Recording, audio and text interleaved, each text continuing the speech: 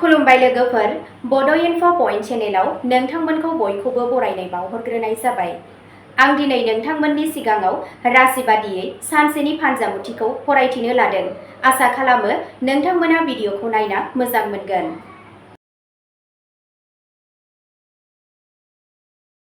दिनै 21 जानुवारि 2026 एबा 7 माघ दान 1432 मायथाइ बुधबार।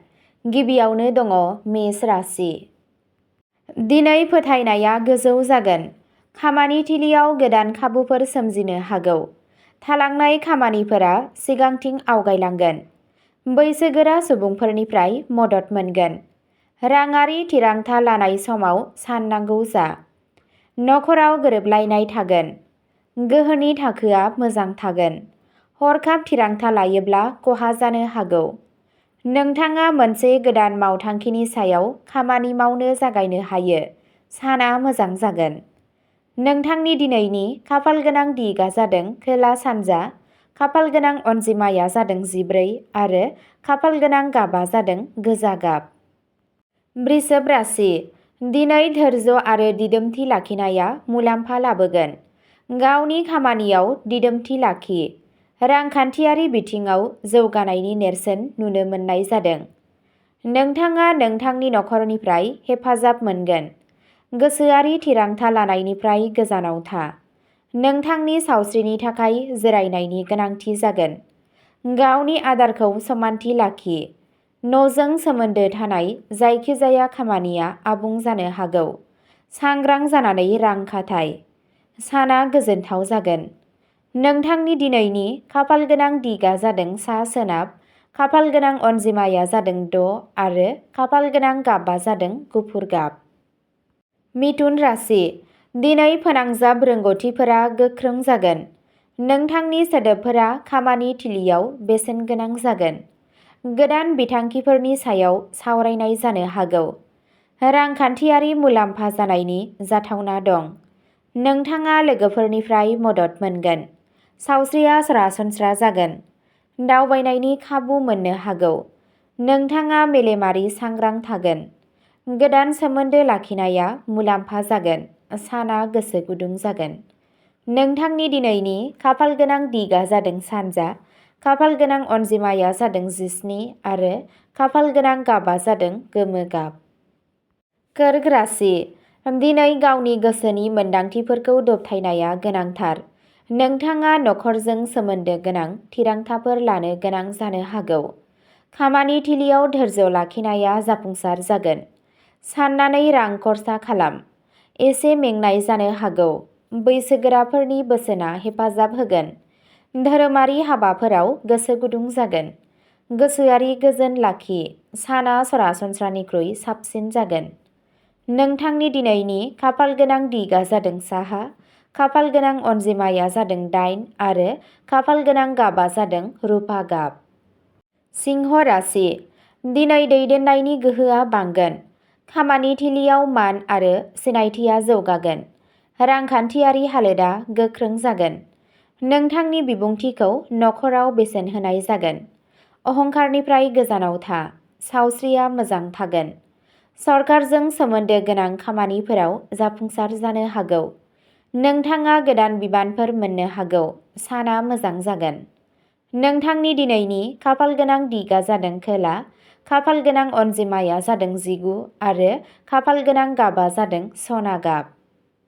कन्या राशि। दिनै नोंथांनि खामानिफोराव सांग्रां जानाया गोनांथार।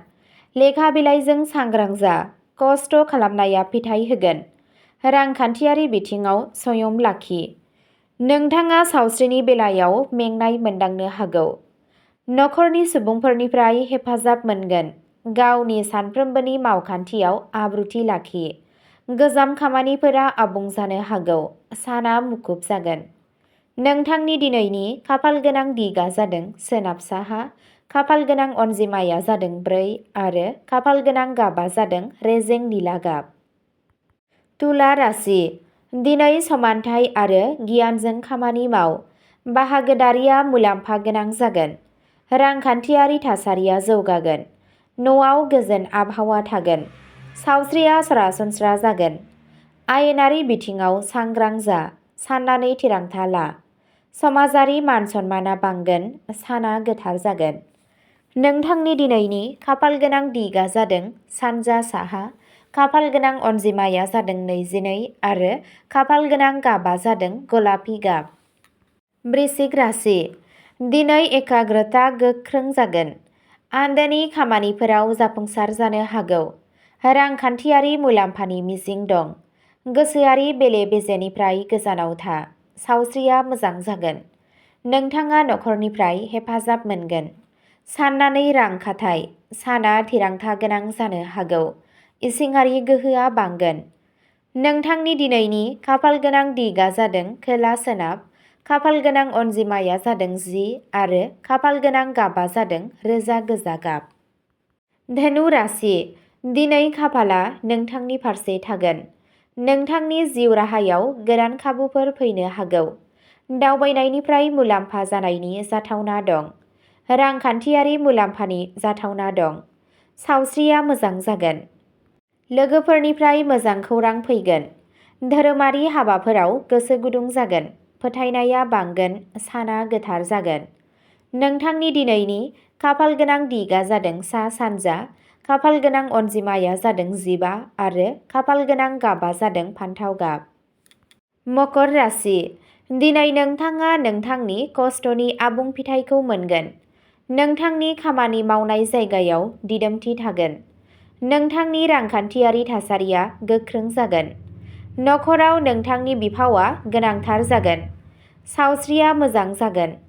नोंथाङा गोदान बिबानफोर मोननो हागौ। आब्रुथि लाखि। गोलाव समनि सानथांखिफोरा जाफुंगोन। साना जाफुंसार जागोन। नोंथांनि दिनैनि खाफाल गोनां दिगा जादों साहा, खाफाल गोनां अनजिमाया जादों 27 आरो खाफाल गोनां गाबा जादों निला गाब। कुम्भ राशि। दिनै गोदान सानस्रिफोरा मुलाम्फा जागोन। खामानि थिलियाव नोंथांनि सिनायथिया बांगोन। रांखान्थियारि थासारिया जौगागोन। नोंथांनि समाजारि बेंखनआ गोसारगोन। सावस्रिया मोजां थागोन। गोसोआरि थिरांथा लानायनिफ्राय गोजानाव था। मोनसे गोदान मावथांखि जागायनो हागौ। नोंथाङा लोगोफोरनिफ्राय हेफाजाब मोनगोन। साना मोजां जागोन। नोंथांनि दिनैनि खाफाल गोनां दिगा जादों सोनाब, खाफाल गोनां अनजिमाया जादों 13 आरो खाफाल गोनां गाबा जादों आकाहि गाब। मीन राशि। दिनै नोंथांनि गोसोआ गोजोन आरो सोरजिलु जागोन। नोंथाङा धोरोमारि हाबाफोरनि फारसे गोसो जागोन। रांखान्थियारि थासारिया समानथि थागोन। नोंथाङा नोंथांनि नखरनिफ्राय हेफाजाब मोनगोन। गोसोआरि थिरांथाफोरा खहा खालामनो हागौ। सावस्रिखौ लानानै गोसोआरि गोजोन थागोन। आरिमु आरो देंखोजों सोमोन्दो थानाय सुबुंफोरा मुलाम्फा जागोन। ध्यान आरो गोसोआरि हुदाया मुलाम्फा गोनां जागोन। साना सिरि जागोन। नोंथांनि दिनैनि खाफाल गोनां दिगा जादों सानजा, खाफाल गोनां अनजिमाया जादों 2 आरो खाफाल गोनां गाबा जादों फान्थाव गाब। अब्ला दिनैनि राशि फरायथिनाया एसेनोसै। गोजोन्थों।